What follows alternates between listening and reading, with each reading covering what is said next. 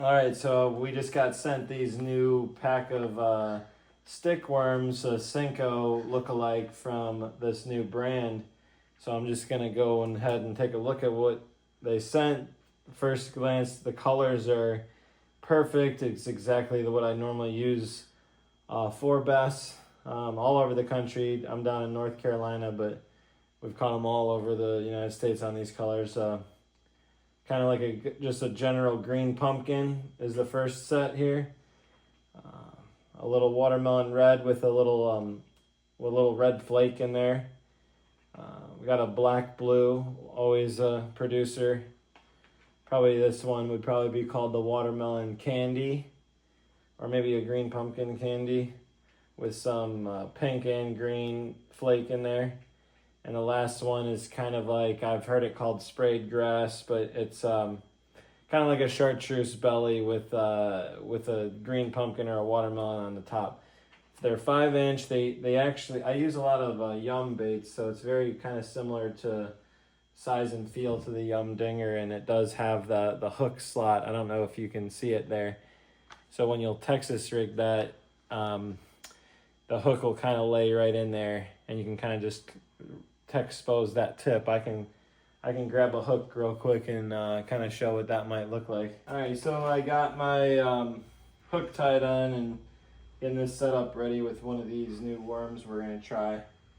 I like the water. After looking at these colors, see if we can do a close up. The first one I'm gonna pick to rig and fish with is that watermelon candy. They're all gonna work, and they do have a scent. It's probably like some type of game fish or bait fish scent. So basically, you want that notch on the worm to be on the back. You want it to end like this. So if you want to end it like that, you have to start, when you're Texas rigging this is what it's called, if you want to watch a better YouTube video on that part. But you're just gonna thread straight into the head about to that first bend and then come out. And to get that notch on the back, it's going to be directly away from the hook to start. You then are going to slide it up, turn it on that bend up at the top. That's what it's for. That way it can't pull down as easily. And then there's our notch right on top of the back. If you're going to estimate where you're going to come into the worm to get it straight, you can hold it up like that. And then right there is where you want your hook to come in. But really, you'll end up just getting a feel for how to do it.